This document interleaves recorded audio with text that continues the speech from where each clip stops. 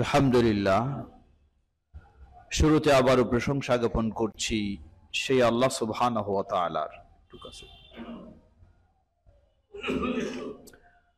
যার বিশেষ তৌফিকে আমরা তার দিনের পথে চলার সৌভাগ্য লাভ করেছি,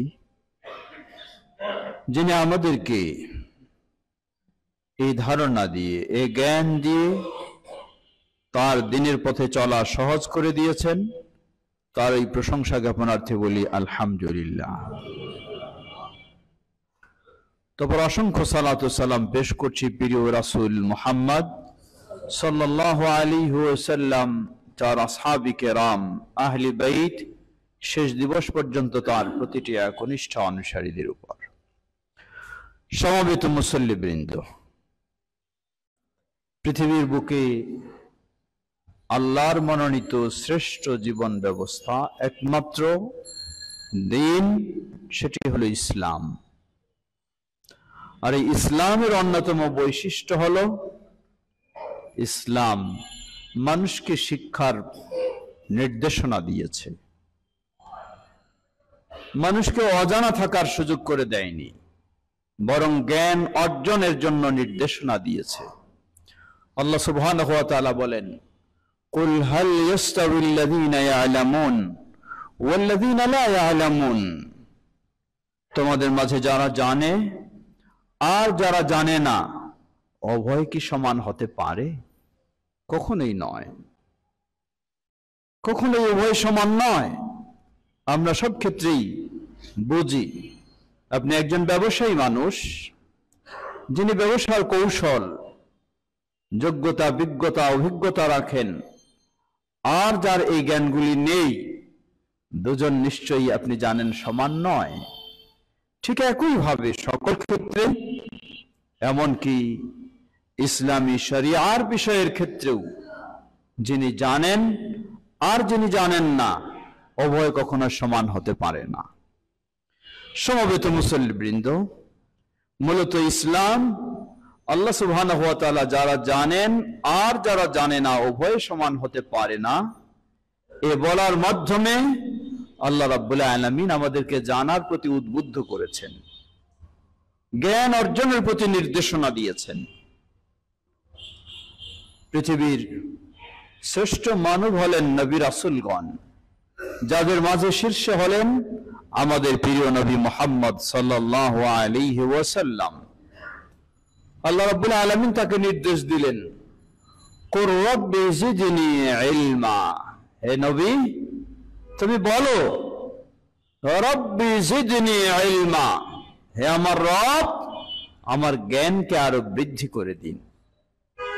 নবী সাল্লাল্লাহু আলাইহি ওয়াসাল্লামকে আল্লাহ রাব্বুল আলামিন কোনো কিছু বৃদ্ধি করে দেওয়ার দোয়া শিক্ষা দেন নাই, শুধু জ্ঞান বৃদ্ধি করে দেওয়ারই দোয়া শিক্ষা দিয়েছেন। যাকে আল্লাহ নবুয়ত দিলেন, রিসালাত দিলেন, এত সবকিছু যোগ্যতা, বিজ্ঞতা দিলেন, তারপরেও আল্লাহ তাকে শিক্ষা দিলেন, বলো রব্বি জিদনি ইলমা, হে আমার রব, আমার জ্ঞান বৃদ্ধি করে দিন। সমবেত মুসল্লিবৃন্দ, সুতরাং মনে রাখতে হবে, আজকে আমাদের একটি ধারণা রয়েছে। কি ধারণা? যে জ্ঞান অর্জন করা, শিক্ষা অর্জন করা, বিশেষ করে ইসলামী শিক্ষা অর্জন করা, এটি শুধু এক শ্রেণীর মানুষের দায়িত্ব, এটি সবার দায়িত্ব নয়, সবার কাজ নয়। অথবা যেই শ্রেণীর দায়িত্ব, তারাও আবার এটি সবসময় করবে না, শুধু তাদের ছাত্র জীবনেই করবে, পরবর্তী জীবনে নয়। এটি একটি ভুল ধারণা। বরং ইসলাম জ্ঞান শিক্ষার জন্য সকলকে নির্দেশ দিয়েছে। হতে পারি ওই শ্রেণী, নাও হতে পারি, হতে পারি সেই শৈশব জীবনে বা যৌবন জীবনে, বা হতে পারি বার্ধক্য জীবনে। সকল জীবনেই ইসলাম সকল ক্ষেত্রেই, সকল সময়ে আপনাকে জ্ঞান শিক্ষা বৃদ্ধির জন্য নির্দেশ দিয়েছে। কারণ নবী সাল্লাল্লাহু আলাইহি ওয়াসাল্লামের মতো ব্যক্তি যদি নবুয়ত লাভের পর, মানে 40 বছর অতীত হওয়ার পর আল্লাহ তাকে নির্দেশ দিলেন, বলো হে রব আমার জ্ঞান বৃদ্ধি করে দিন। 40 বছর পর এই নির্দেশ আল্লাহ তাকে দিয়েছেন। গোটা জীবন তিনি সেটা করেছেন, মৃত্যুর পূর্ব পর্যন্ত সেই দোয়া আল্লাহর কাছে চেয়েছেন।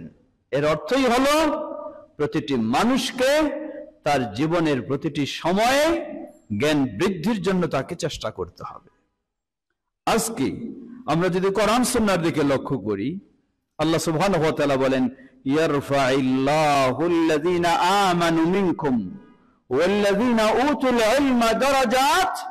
জেনে রাখো, তোমাদের মাঝে যারা ঈমান এনেছে এবং যাদেরকে জ্ঞান দেওয়া হয়েছে, আল্লাহ সুবহানাহু ওয়া তাআলা তাদের মর্যাদা অনেক ঊর্ধ্বে বৃদ্ধি করে দিয়েছেন। সুবহানাল্লাহ। আমি কি চাই না আমার মর্যাদা বৃদ্ধি হোক? যদি আমি চাই তাহলে আমাকে সে পথেই নামতে হবে, সে পথেই আমাকেও কাজ করতে হবে। বিশেষ করে আর লক্ষ্য করুন কি মর্যাদা এসেছে। আল্লাহ রাসূল সাল্লাল্লাহু আলাইহি ওয়াসাল্লাম বলেন, মান সালাকা তারিকা ইয়ালতামিসু ফীহি ইলমা সাহালাল্লাহু লাহু তারিকান ইলাল জান্নাহ। যে ব্যক্তি এমন পথ ধরবে যে পথে সে জ্ঞান অর্জন করবে, কোরআন সুন্নাহর জ্ঞান, ইসলামী জ্ঞান অর্জন করবে, সাহালাল্লাহু লাহু তারিকাল জান্নাহ, আল্লাহ সুবহানাহু ওয়া তাআলা তার জন্য জান্নাতের পথকে সহজ করে দেবেন। সুবহানাল্লাহ। এটি কার জন্য? এটি কি শুধু ওই তালিবুল ইলমদের জন্য, ওই ছাত্রদের জন্য? আমি কি আমার জন্য জান্নাতের পথ সহজ হয়ে যাও এটা চাই না? অবশ্যই চাই। যদি আমি আমার জন্য জান্নাত সহজ হোক এটি চাই, তাহলে এই হাদিস এটি আমার জন্য, এই নির্দেশ আমার জন্য, এই কাজ আমার জন্য। হয়তো আপনি বলতে পারেন, আমি একজন বড় মানুষ, আমার কর্মব্যস্ততা অনেক, আমার জনবল, ব্যবসা বাণিজ্য অনেক কিছু, অথবা আমার অফিস করতে হয়, আমার সংসার দেখতে হয়, এখন আমার সেই জ্ঞান অর্জনের সময় কই, সুযোগ কই? জবাব, আল্লাহ রাসূল সাল্লাল্লাহু আলাইহি ওয়াসাল্লাম যে হাদিসে বললেন যে জ্ঞান অর্জনের পথ অবলম্বন করবে, আল্লাহ তার জন্য জান্নাতের পথকে সহজ করে দেবেন। এখানে আল্লাহ রাসূল সাল্লাল্লাহু আলাইহি ওয়াসাল্লাম বলেননি আপনার ব্যবসা বাদ দিয়ে, আপনার চাকরি বাদ দিয়ে, আপনার সংসার বাদ দিয়ে শুধু জ্ঞান অর্জনেই আপনাকে ব্যস্ত থাকতে হবে, আর কোনো কিছু কাজ করা যাবে না। এটি কখনোই তো রাসূলুল্লাহ সাল্লাল্লাহু আলাইহি ওয়াসাল্লাম বলেননি। আপনার ব্যবসা চলতে থাকবে, আপনার পরিবার চলতে থাকবে, আপনার অফিস চলতে থাকবে, তার মাঝেও আপনি জ্ঞান অর্জনের জন্য একটি পথ বেছে নেবেন। হতে পারে আপনি প্রতিদিন, বেশি নয়, আধা ঘন্টা কোরআন সুন্নাহর জ্ঞান অর্জন করবেন। প্রতিদিন আপনি নিয়মিত আধা ঘন্টা কোরআন সুন্নাহর জ্ঞান অর্জন করবেন, এমন একটা আপনি রুটিন তৈরি করে নেন। যতদিন আপনি বেঁচে আছেন আপনার এটা চলতেই আছে। সুবহানাল্লাহ। আপনি যেন সেই পথ অবলম্বন করলেন যে পথের মাধ্যমে আপনার জান্নাত এর পথ আল্লাহ সুবহানাহু ওয়া তাআলা সহজ করে দেবেন। সুতরাং বিষয়টিকে মনে করার সুযোগ নেই যে এটি শুধু এক শ্রেণীর জন্য, এবং মনে করার সুযোগ নেই যে এটি আমার মতো ব্যস্ত মানুষের পক্ষে সম্ভব নয়। দ্বিতীয় আসুন, আপনি জ্ঞান অর্জনের পথ কিভাবে অবলম্বন করবেন? বর্তমান এই উন্নত প্রযুক্তির যুগে জ্ঞান অর্জনের পথ অবলম্বন করাটা খুব কঠিন নয়।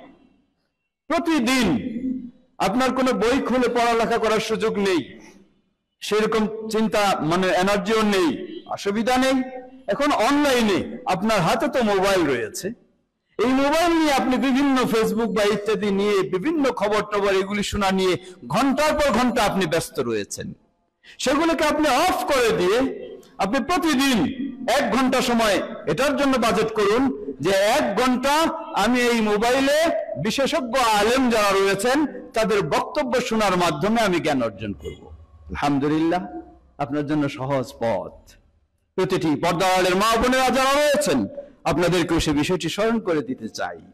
আপনি একজন ভাবছেন আমি একজন গৃহিণী, কিভাবে আমি যাব, কিভাবে আমি মাদ্রাসায় যাব, বা কিভাবে কলেজ ইউনিভার্সিটিতে যাব, বা কিভাবে আমি বিভিন্ন সভা সেমিনারে যাব, গিয়ে আমি জ্ঞান অর্জন করব। না, বিষয়টি আপনার জন্য অনেক সহজ। আপনি ঘরে বসে আছেন, আপনি মোবাইল নিয়ে বিভিন্ন কিছু ঘন্টার পর ঘন্টা আপনি দেখছেন, সেগুলির পিছনে সময় নষ্ট করছেন। শুধু সময় নয়, সেগুলির পিছনে আপনার ঈমানও নষ্ট করছেন। শুধু সময় নয়, সেগুলির পিছনে আপনার আদর্শ স্বভাবটাকেও নষ্ট করছেন। এই মোবাইল দেখতে দেখতে আপনি একজন ভালো মেয়ে ছিলেন বা আপনি একজন ভালো ছেলে ছিলেন, স্বামী স্ত্রী উভয়ের মাঝে সুসম্পর্ক ছিল, সুন্দর একটি পরিবেশ ছিল, এই মোবাইলে আপনাকে এমন ভাবে মগ্ন করেছে, আপনি এখন অবস্থাটা এমনই হয়ে গেছে। গত কয়েকদিনেই এক বোন প্রশ্ন করলেন যে আমি পারছি না, আমার করণীয় কি? কি করণীয়? তিনি বললেন যে আমি যখনই দেখি আমার স্বামী, তাকে দেখি রাত হোক গভীর হোক, সব সময় তিনি এই মোবাইল নিয়ে ব্যস্ত থাকেন। সম্ভব হচ্ছে না তার সাথে আমার সংসার করা। কিছু বলতে গেলে তিনি, তার প্রিয় হলো মোবাইল, তার প্রিয় তার স্ত্রী নয়, প্রিয় তার সন্তান নয়, প্রিয় তার সংসার নয়, প্রিয় তার কাজ নয়, হলো মোবাইল। এই নেশায় আপনি চলে গেছেন। আল্লাহর কাছে তওবা করুন, সেই নেশা বর্জন করুন। আপনি প্রতিদিন ওই মোবাইল নেবেন ঠিকই, কিন্তু সেই মোবাইলে আপনি আল্লাহর কাছে প্রতিজ্ঞা করুন, আমি অন্য কিছু দেখব না, অন্য কিছু শুনবো না। প্রতিদিন কমপক্ষে গভীর জ্ঞান নাও হোক, আপনি প্রতিদিন আধা ঘন্টা এই মোবাইল থেকে আপনি কোরআন তেলাওয়াত শুনবেন। এই মোবাইল থেকে আপনি প্রতিদিন আধা ঘন্টা কোরআন তেলাওয়াত শুনুন, দেখবেন যে অবশ্যই না বুঝলেও তেলাওয়াতও যদি শুধু শুনেন, এটার মাধ্যমে হতে পারে আল্লাহ সুবহানাহু ওয়া তাআলা আপনাকে ইবলিসের খপ্পর থেকে রক্ষা করবেন, আপনাকে আল্লাহ সুবহানাহু ওয়া তাআলা অশ্লীলতা থেকে রক্ষা করবেন, আল্লাহ সুবহানাহু ওয়া তাআলা আপনাকে ঈমানের পথে আরো অগ্রসর হওয়া আপনার জন্য সহজ করে দিবেন। সুতরাং এই অনলাইনের যুগে, এই উন্নত প্রযুক্তির যুগে, ওই হাদিস, যেই হাদিসে আল্লাহ রাসূল সাল্লাল্লাহু আলাইহি ওয়াসাল্লাম বললেন যে ব্যক্তি জ্ঞান অর্জনের পথ অবলম্বন করবে, আল্লাহ সুবহানাহু ওয়া তাআলা তার জন্য জান্নাতকে সহজ করে দেবেন, জান্নাতের পথকে সহজ করে দিবেন। এটি এই যুগেও আপনার জন্য কঠিন নয়, বরং অতি সহজ। আপনি আপনার ঘরে বসে, আপনার অফিসে বসে আপনি সময় পেয়েছেন, বেশি ব্যস্ততা নেই, আপনি আধা ঘন্টা সময় এটুকুতে কাজে লাগান। একদিকে আপনি যদি নিয়মিত এটি কন্টিনিউ করতে পারেন এবং আপনি আপনার ভিতরে এই ইচ্ছা পোষণ করেন যে আমি এর মাধ্যমে দিন শিখব, এর মাধ্যমে দিন জানবো, এর মাধ্যমে আমার ঈমানকে সুন্দর করে নেওয়ার চেষ্টা করব, এর মাধ্যমে আমি আল্লাহর সাথে আমার সম্পর্ককে আরো গভীর করে নেওয়ার চেষ্টা করব, কোনো সন্দেহ নেই রাসূল সাল্লাল্লাহু আলাইহি ওয়াসাল্লামের সেই সুসংবাদ আপনি লাভ করবেন। আল্লাহ সুবহানাহু ওয়া তাআলা আপনার জন্য এই কারণে জান্নাতকে সহজ করে দেবেন ইনশাআল্লাহ। সমবেত মুসল্লিবৃন্দ, লক্ষ্য করুন আরেকটি হাদিস আমরা অনেক সময় বলে থাকি, যে হাদিসও সহিহ। আল্লাহ রাসূল সাল্লাল্লাহু আলাইহি ওয়াসাল্লাম বলেন, যারা জ্ঞান অর্জন করে তাদের যে মর্যাদা, কি মর্যাদা? আল্লাহ রাসূল সাল্লাল্লাহু আলাইহি ওয়াসাল্লাম বলেন যে আল্লাহ রাব্বুল আলামিনের বিশেষ ফেরেশতাগণ, ইন্নাল মালাইকা লাতাদউ আজনিহাতাহা রিদান লিতালিবিল ইলম। যে ব্যক্তি জ্ঞান অর্জনে মগ্ন, জ্ঞান অর্জনে তার সময় দিচ্ছে, কোরআন সুন্নাহর জ্ঞান অর্জনে, তাদের সন্তুষ্টির জন্য আল্লাহ সুবহানাহু ওয়া তাআলার বিশেষ ফেরেশতাগণ তাদের ডানা বিছিয়ে দেন। সুবহানাল্লাহ। এই মর্যাদা কার জন্য? এটা শুধু ওই হেফজখানায় যারা হাফেজ পড়বে, কোরআন পড়তেছে, শুধু তাদের জন্য? অথবা যারা মাদ্রাসায় শুধু দাওরা হাদিস বা আরো কিছু পড়তেছে, শুধু তাদের জন্য? না, কখনো কোনো শ্রেণীর জন্য এটি সীমাবদ্ধ নয়। এটি প্রতিটি মুসলিম নর নারীর জন্য, যিনি আল্লাহর সন্তুষ্টি অর্জনের জন্য দ্বীনি জ্ঞান অর্জন করছেন। হতে পারেন আপনিও সেই ব্যক্তি, যত ব্যস্তই হন না কেন, ব্যস্ততার মধ্য দিয়েও আপনি যখন 1 ঘন্টা সময় বের করে নেবেন, আল্লাহ আমাকে প্রতিদিন 24 ঘন্টা সময় দিয়েছেন, এই 24 ঘন্টা সময় আমি বিশ্রাম নিতে পারি, এই 24 ঘন্টা সময় আমি শরীরটাকে ঠিক রাখার জন্য পার্কে হাঁটাহাঁটি করতে পারি, এই 24 ঘন্টা সময় আমি অফিস করি, এই 24 ঘন্টা সময় আমি কিছু বাইরে ঘোরাফেরা করি, বিভিন্ন জনের সাথে চা স্টলে বসে কথা বলি, সময় নষ্ট করি, সময় পার হয় না, তবু বিভিন্ন ভাবে সময়টাকে আমি নষ্ট করার বিভিন্ন ভাবে সময়টাকে আমি অতিবাহিত করার চেষ্টা করি। আল্লাহু আকবার, আল্লাহকে ভয় করুন, আল্লাহর প্রতি বিশ্বাসী হন। আপনি যদি ওই সময় নষ্ট না করে আপনার এই মূল্যবান সময়টাকে 1 ঘন্টা বাজেট করেন, 1 ঘন্টা ব্যয় করেন, প্রতিদিন নির্ভরযোগ্য গ্রহণযোগ্য আলেমদের বক্তব্য শোনার মাধ্যমে আপনি এই সময়টাকে পার করবেন, তাহলে একদিকে জান্নাতের পথকে আপনি সহজ করে নিলেন, দ্বিতীয় দিক আল্লাহ সুবহানাহু ওয়া তাআলার বিশেষ ফেরেশতাগণ আপনার সম্মানার্থে তাদের ডানাকে বিছিয়ে দেবেন। সুবহানাল্লাহ, সুবহানাল্লাহ। প্রিয় ভাইরা আমার, সুতরাং বিষয়গুলিকে মনে করার সুযোগ নেই এগুলি হয়তো অন্যের জন্য, আমার জন্য নয়, এমনটি নয়।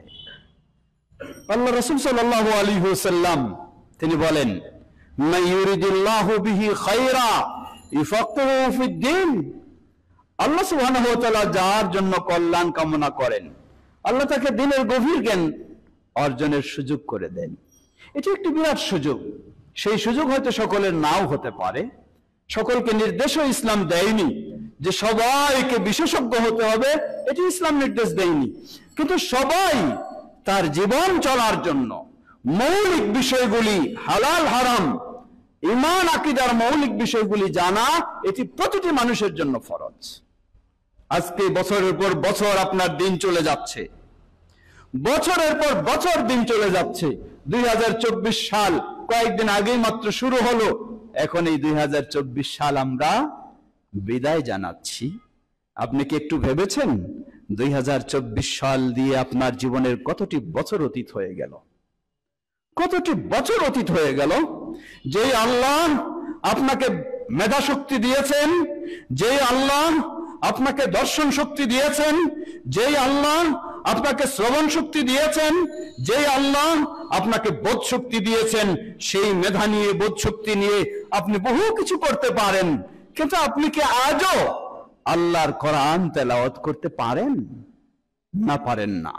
একটু নিজেকে প্রশ্ন করে দেখুন। বছরের পর বছর আপনার অতীত হয়ে যাচ্ছে, সব আপনি পারেন, সব আপনি বুঝেন, কিন্তু আজও কি আল্লাহর কিতাব আপনি তেলাওয়াত করা শিখেছেন? সেটিকে আজও পারেন? সারা জীবন আপনি চালালেন, না আমি তো পারি না, আমি তো পারি না, আমি তো পারি না। কিভাবে আপনি আল্লাহর কাছে জবাব দেবেন?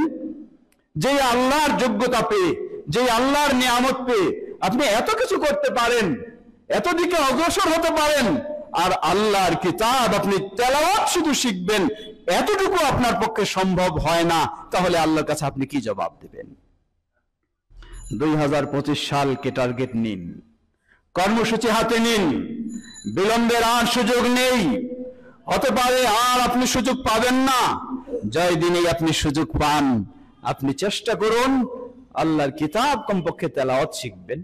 গভীর জ্ঞান আপনার পক্ষে সম্ভব না, অসুবিধা নাই, সেটি সবাইকে নির্দেশ দেওয়া হয়নি, কিন্তু তেলাওয়াত আপনি পারবেন না, এটি তো অসম্ভব বিষয়, অবাস্তব বিষয়। কেন পারবেন না? আপনার মতো মানুষ অনেক কিছু পারে, তাহলে এটাও আপনি পারবেন। হয়তো বলবেন আমার তো অনেক বয়স হয়ে গেছে, এই বয়সে আমি কিভাবে পারি, কিভাবে সম্ভব? জবাব, শুধু ছোট বয়সেই শিখার নিয়ম এমনটি নয়। ইমাম বুখারী রাহিমাহুল্লাহ বলছেন, ওয়াকানা আসহাবুন নবী সাল্লাল্লাহু আলাইহি ওয়াসাল্লাম তাআল্লামু ফি কিবারি সিন্নিহিম। রাসূল সাল্লাল্লাহু আলাইহি ওয়াসাল্লামের যারা সাহাবী ছিলেন, সবাই তার জীবদ্দশায় ছোট বয়সে ইসলাম গ্রহণ করেননি। কেউ 10 বছর বয়সে ইসলাম গ্রহণ করেছেন, কেউ 50 বছর বয়সে ইসলাম গ্রহণ করেছেন, কেউ 60-70 বছর বয়সে ইসলাম গ্রহণ করেছেন, এমনকি কেউ 100 বছর পার হয়ে গেছে এই বয়সে ইসলাম গ্রহণ করেছেন। কিন্তু কেউ বলেননি আমি এই বয়সে কিভাবে কোরআন শিখব। ইমাম বুখারী রাহিমাহুল্লাহ বলছেন, ওয়াকানা আসহাবুন নবী সাল্লাল্লাহু আলাইহি ওয়াসাল্লাম তাআল্লামু ফি কিবারি সিন্নিহিম। রাসূল সাল্লাল্লাহু আলাইহি ওয়াসাল্লামের অধিকাংশ সাহাবী তারা দ্বীন শিখেছে, কোরআন শিখেছে, ঈমান শিখেছে, ইসলাম শিখেছে তাদের অনেক বয়স হওয়ার পর। কারণ যখনই ইসলাম গ্রহণ করেছে তখনই তিনি সেদিকে ধাবিত হয়েছেন। সুতরাং আপনার পক্ষে এই বয়সে অসম্ভব কিছুই নয়, সম্ভব। আপনি অনেক কিছু পারেন। নতুন নতুন যদি আপনাকে ফর্মুলা দেওয়া হয়, নতুন যদি আপনাকে পদ্ধতি দেওয়া হয়, এই পদ্ধতিতে অগ্রসর হলে এই উন্নত বিশ্বে আপনি আরো অগ্রসর হবেন, আরো ডেভেলপ করবেন, আরো অর্থনীতিতে উন্নতি হবেন, উন্নতি লাভ করবেন, আপনি তো আপনার মতো ওই ব্যক্তি তো সেখানে খুব আগ্রহের সাথে দৌড়াতে পারেন, সেখানে যদি আপনার মতো ব্যক্তি আগ্রহের সাথে দৌড়াতে পারেন, তাহলে যেই আল্লাহ সুবহানাহু ওয়া তাআলা আপনাকে সৃষ্টি করেছেন, আপনার জন্য জান্নাত প্রস্তুত করে রেখেছেন, আপনার জন্য সম্মান মর্যাদার আসন প্রস্তুত করে রেখেছেন, ওই আল্লাহর ওই সম্মান মর্যাদার আসন আপনি কেন গ্রহণ করবেন না? আল্লাহ রাসূল সাল্লাল্লাহু আলাইহি ওয়াসাল্লাম বলেন, কিয়ামতের কঠিন বিভীষিকাময় দিনে আপনার সামনে এই কোরআন মাজিদ নিয়ে আসা হবে, নিয়ে এসে বলা হবে, কোরআন খুলে দিয়ে বলা হবে, ইকরা ওয়ারতাকি ওয়ারাত্তিল কামা কুনতা তুরাত্তিল ফিদ দুনিয়া। আল্লাহ সুবহানাহু ওয়া তাআলার পক্ষ থেকে কিয়ামতের দিন আপনাকে বলা হবে, আপনার সামনে কোরআন খুলে দিয়ে বলা হবে, পড়ো, ইকরা ওয়ারতাকি, পড়ো আর তুমি তোমার ঊর্ধ্বে সম্মানের মর্যাদার আসন তুমি গ্রহণ করো। সুবহানাল্লাহ। কেমন? কামা কুনতা তুরাত্তিল ফিদ দুনিয়া, দুনিয়াতে যেমন তুমি কোরআন তেলাওয়াত করতে, ওই ধরনের এখন তুমি কোরআন তেলাওয়াত করো, যেই আয়াত পর্যন্ত তুমি পৌঁছতে পারবে সেই আয়াতের সমমর্যাদার উচ্চ আসন তোমার জন্য নির্ধারণ হবে। সুবহানাল্লাহ। তাহলে এই মর্যাদা আপনি কিভাবে হারিয়ে ফেলছেন, কিভাবে আপনি ছেড়ে দিচ্ছেন? আপনি চেষ্টা করুন। দৃঢ় বিশ্বাস করি আল্লাহ আপনাকে বহু যোগ্যতা দিয়েছে, আপনি চেষ্টা করলে এখানে কখনো বিফল হবেন না, অবশ্যই আপনি পারবেন, অবশ্যই পারবেন। লক্ষ্য করুন ইসলাম কিভাবে উদ্বুদ্ধ করেছে। নবী সাল্লাল্লাহু আলাইহি ওয়াসাল্লাম বলেন, আল মাহিরু ফিল কোরআনি মা আল মা আল কিরামিল বারারা। আল মাহিরু ফিল কোরআন, যে কোরআনে দক্ষ, কোরআনে বিজ্ঞ, কোরআন বুঝে, কোরআন পড়তে পারে, খুব অভিজ্ঞ। আল্লাহ রাসূল সাল্লাল্লাহু আলাইহি ওয়াসাল্লাম বললেন, এই ব্যক্তিদের মর্যাদা হলো কিয়ামতের কঠিন দিনে সেই আল্লাহর সম্মানিত ফেরেশতাদের সাথে হবে তাদের অবস্থান। সুবহানাল্লাহ। এরপরে বললেন, তবে যেই ব্যক্তি কোরআন খুব ভালো পড়তে পারে না, খুব বিজ্ঞ নয়, খুব যোগ্য নয়, ওই ব্যক্তিও যখন কোরআন পড়ার চেষ্টা করবে, ও হুয়া আলাইহি শাক্কুন, কিন্তু তার জন্য খুব কঠিন হচ্ছে। অনারবি মানুষ, আরবি নন, বাঙালি মানুষ, আরবি শব্দ উচ্চারণ করতে পারছেন না, থেমে যাচ্ছেন, কিন্তু এরপরও চেষ্টা করছেন। আল্লাহ রাসূল সাল্লাল্লাহু আলাইহি ওয়াসাল্লাম বললেন, থেমে যাচ্ছে এরপরও চেষ্টা করছে, ফালাহু আজরানি, তাকে আল্লাহ দ্বিগুণ সওয়াব দান করবেন। সুবহানাল্লাহ। নিরুৎসাহিত হওয়ার কিছুই নেই, সবাই সমান পারবে এমন নয়, কিন্তু আপনি চেষ্টা করবেন, আপনি থেমে যাবেন, তারপর আপনি চেষ্টা করবেন, আল্লাহ আপনাকে বঞ্চিত করবেন না, আল্লাহ আরো আপনাকে দ্বিগুণ সওয়াব দান করবেন। যে আপনি থেমে গিয়েও পারছেন না, তবুও আপনি চেষ্টা করছেন, কিন্তু যদি বলে ফেলেন আমি তো পারবো না, বন্ধ করে রেখে দেন, তাহলে তো আপনার কাছ থেকে আল্লাহ সুবহানাহু ওয়া তাআলাও সেই ধরনের আপনাকে ফলাফল দেবেন, আপনাকেও আল্লাহ রাব্বুল আলামিন সেই মর্যাদা দেবেন না। সুতরাং কারো পক্ষে না শব্দ বের হওয়ার সুযোগ নেই, চেষ্টা করতেই হবে, করলে আপনি অবশ্যই পারবেন। আর বেশি বেশি আল্লাহর কাছে বলবেন, রব্বি জিদনি ইলমা, বেশি বেশি আল্লাহর কাছে বলুন। আল্লাহ শিক্ষা দিয়েছেন এই দোয়া, আল্লাহর কাছে বলুন, হে আল্লাহ আপনি এই দোয়া শিক্ষা দিয়েছেন, আমি সেই দোয়া দিয়ে চাচ্ছি, আমাকে তৌফিক দিন। আল্লাহ অবশ্যই আপনাকে তৌফিক দেবেন ইনশাআল্লাহ। প্রিয় ভাইরা আমার, সুতরাং আসুন, জীবন তো অনেকটা চলে গেছে, পারিনি তেমন অগ্রসর হতে, চেষ্টা করি আমরা অগ্রসর হতে, অবশ্যই আল্লাহ আমাদেরকে সফলতা দেবেন। আমরা প্রতিজ্ঞা গ্রহণ করি, আল্লাহ ইনশাআল্লাহ তৌফিক দেবেন। যদি কমপক্ষে সফলতায় নাও পৌঁছতে পারেন, আপনি চেষ্টা করে যাচ্ছেন, এই অবস্থায় যদি আল্লাহর ডাকে সাড়া দেন, আল্লাহর কাছে কমপক্ষে বলতে পারবেন যে আল্লাহ আমি চেষ্টা করেছি। কিন্তু চেষ্টাও যদি বাদ দেন, তাহলে আল্লাহর কাছে তো বলার কিছুই সুযোগ নেই। আল্লাহ আমাদের দিন জানার, দিন শেখার, দিন মানার আল্লাহ আমাদের তৌফিক দান করুন। ওয়া আখিরু দাওয়ানা আলহামদুলিল্লাহি রাব্বিল আলামিন ওয়া সাল্লাল্লাহু তাআলা আলা নবিয়িনা মুহাম্মদ।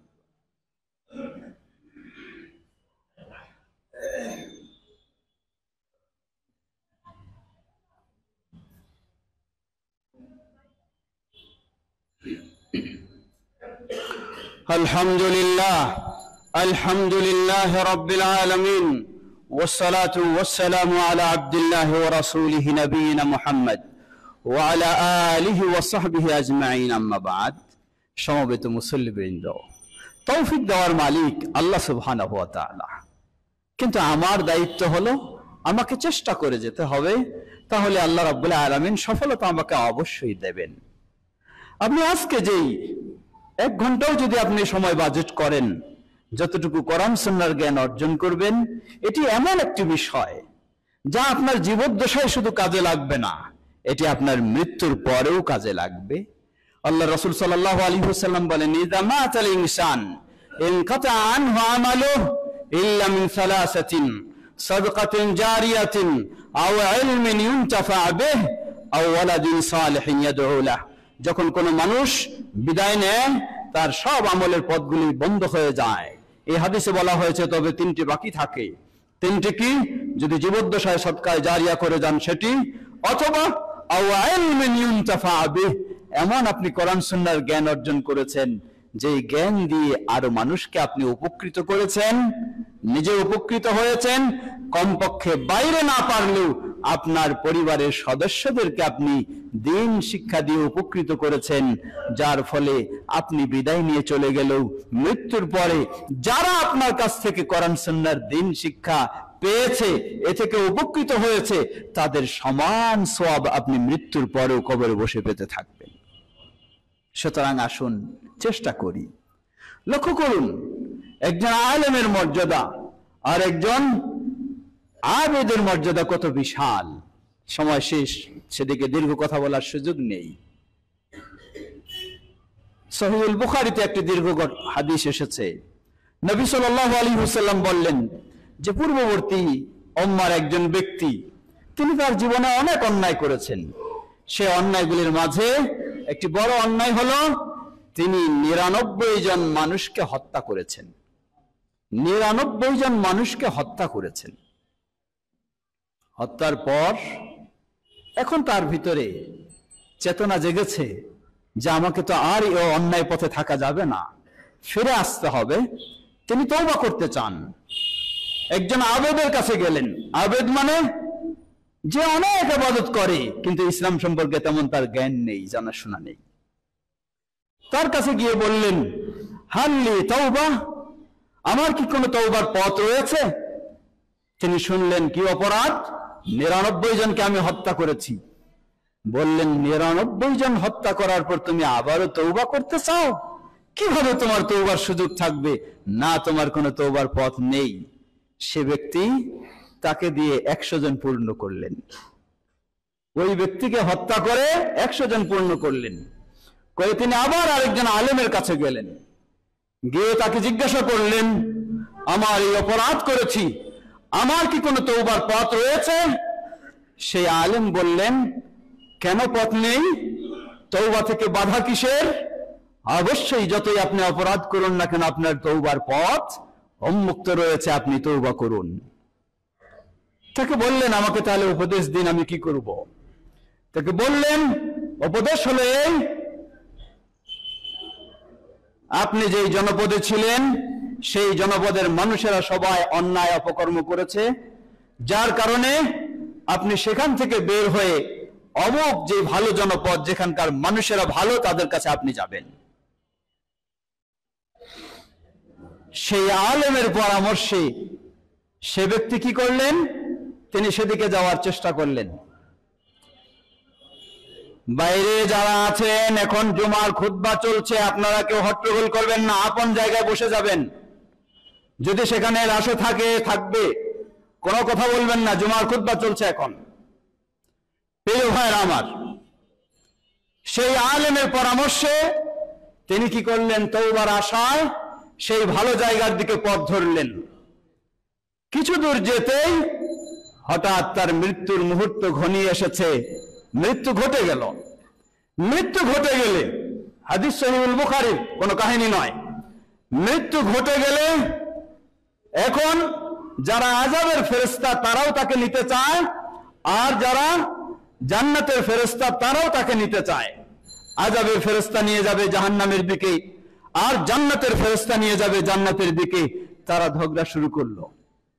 আল্লাহ সুবহানাহু ওয়া তাআলা তাদেরকে নির্দেশ দিলেন, বললেন, দেখো তোমরা যার বিষয় নিয়ে ঝগড়া করতেছ, সে যে জায়গায় মৃত্যুবরণ করেছে তোমরা সে জায়গা থেকে পথ একটু মেপে দেখো। তার যে গ্রামে জনপদে ছিল খারাপ মানুষদের সাথে, সেটি বেশি কাছে, যদি কাছে হয় তাহলে সে জাহান্নামের দিকে যাবে। আর যেই ভালো মানুষদের কাছে সে প্রত্যাবর্তন করছিল, যাওয়ার চেষ্টা করছিল, সেটি যদি কাছে হয় তাহলে তার স্থান জান্নাতে হবে। তারা মাপ করে দেখলে সেই ভালো মানুষদের জনপদ, সেই এরিয়াটা, সেই জায়গাটাই বেশি কাছে পাওয়ার কারণে তাকে জান্নাতে নেওয়া হলো। সুবহানাল্লাহ, সুবহানাল্লাহ। অপেক্ষার আর সুযোগ নেই, বহুদিন চলে গেছে আপনার। ভালো পথ বেছে নিন, হতে পারে আল্লাহ সুবহানাহু ওয়া তাআলা আপনাকে ভালোর দিকে কবুল করে আপনি জান্নাতি হয়ে যাবেন ইনশাআল্লাহ। আমরা যেন সেভাবেই দিন শিক্ষা নিয়ে, দিন শিক্ষা, দিন চর্চার পথে অগ্রসর হতে পারি। আল্লাহ আমাদের সকলকে সে তৌফিক দান করুন। সমবেত মুসল্লিবৃন্দ, স্মরণ করে দিতে চাই, আপনার পরিবারে অনেক কিছু শিক্ষার ব্যবস্থা রেখেছেন আপনি। বলবেন কি অনেক শিক্ষার ব্যবস্থা? দেখবেন যতক্ষণ পরিবারের সদস্যরা জেগে রয়েছে, হয় অশ্লীল গান বাজনা দেখছে, অশ্লীল গান বাজনা শুনছে, বিভিন্ন সিরিজগুলি দেখছে, দেখে তাদের ভিতরে মুনাফিকি তৈরি হচ্ছে, ঈমান ইসলাম থেকে তারা বের হয়ে যাচ্ছে। আপনি এই ব্যবস্থা যদি আপনার পরিবারে রাখতে পারেন, তাহলে কেন আপনি রাখবেন না আপনার পরিবারে, যাতে তারা দিন শিখতে পারে সেই ব্যবস্থা। আপনার জন্য ফরজ, নিজেও দিন শিখবেন, সাধ্য অনুযায়ী দিনের পথে চলবেন, পরিবারের সকল সদস্যদেরকে দিন শিখার ব্যবস্থা করে দিবেন। তাদেরকে এই বয়সে মাদ্রাসায় যাওয়ার দরকার নেই, এই বয়সে হাফেজিতে গিয়ে ভর্তি হতে হবে এমন নয়। আপনি যতক্ষণ তাদের ভিতরে থাকে তারা, ততক্ষণ কোরআন শিখার, কোরআন শোনার সুযোগ করে দিন, ইসলামী লেকচার শোনার সুযোগ করে দিন, ভালো শিখার কিছু সুযোগ করে দিন, ভালো বই পুস্তক তাদের হাতে তুলে দিন, ওই অশ্লীলগুলি বন্ধ করে সেগুলি দিয়ে দিন। তাহলে দেখবেন যে আপনি এবং আপনার পরিবার সহ সবাই জান্নাতের পথে অগ্রসর হবেন ইনশাআল্লাহ। আমরা যেন সবাই সেভাবেই জান্নাতের পথে অগ্রসর হতে পারি। আল্লাহ আমাদের সকলকে সে তৌফিক দান করুন। ওয়া আখিরু দাওয়ানা আলহামদুলিল্লাহি রাব্বিল আলামিন।